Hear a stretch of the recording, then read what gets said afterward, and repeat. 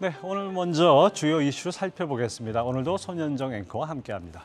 안녕하십니까? 안녕하세요. 오늘은 어떤 이슈입니까? 네, 최근 로봇주들의 주가 흐름이 심상치가 않습니다.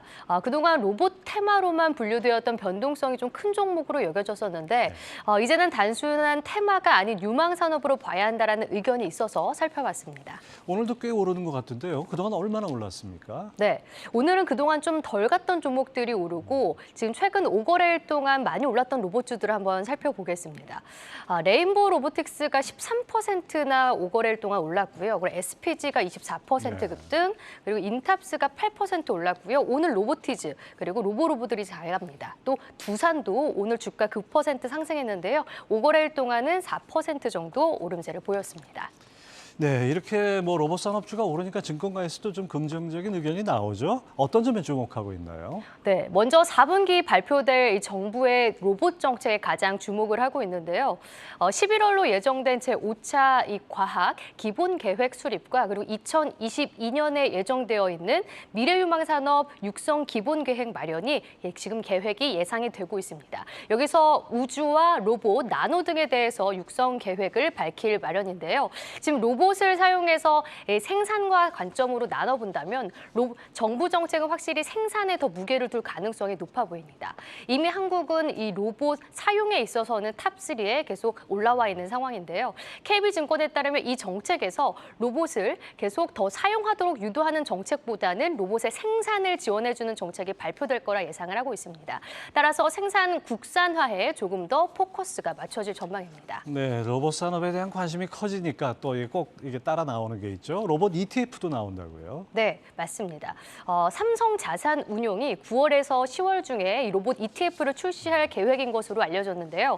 과거 원전과 우주항공 등 이런 테마형 ETF들이 처음 출시된 경우에는 전후 주가 흐름을 기억해 본다면 수급적인 효과가 분명히 기대해 볼 만합니다. ETF 출시는 일회성의 수급 효과가 아닌 수급 효과의 시작일 수도 있다고 보는 건데요. 삼성자산운용 로봇 ETF 편입 주요 종목을 보시면요. 레인보우 로보틱스가 바로 협동로봇 국내 1위 업체입니다. 그리고 SFA도 편입이 됐는데 SFA 같은 경우에는 물류 로봇으로 쿠팡과 이마트 등에 납품하는 기업입니다. 그 로보로보 오늘 주가 흐름 괜찮은데요. 교육 로봇 업계 1위입니다. 그 외에도 MC넥스 같은 이런 자율주행 차량용 카메라 생체 인식에 기술 센서를 만드는 기업도 포함이 되어 있습니다. 네, 개별 종목 선택이 어려우신 분들은 로봇 ETF 같은 거 관심 갖고 볼만하네요. 자, 그렇지만은 미국의 인플레이션 감축법으로 인해서 국내 산업 파장이 상당히 큰데요. 오히려 로봇 산업은 수혜가 예상된다고요? 네, 맞습니다.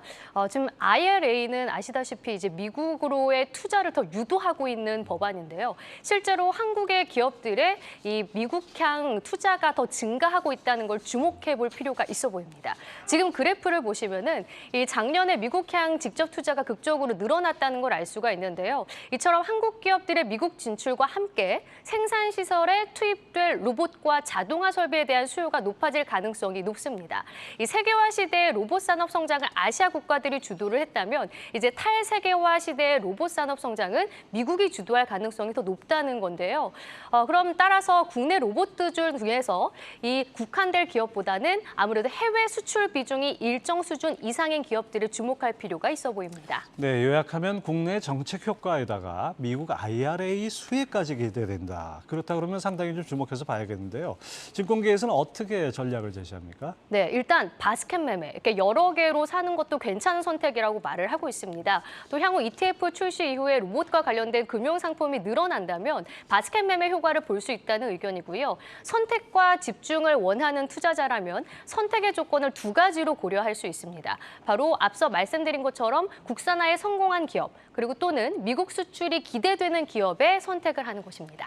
네, 잘 들었습니다. 오늘 손현정 앵커와 함께했습니다. 감사합니다.